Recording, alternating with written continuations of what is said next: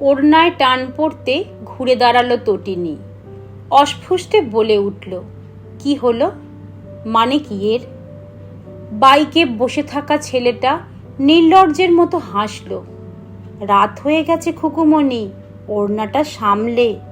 অমন সুন্দর ওড়না, ঢেকে তো রেখেছে বেশ।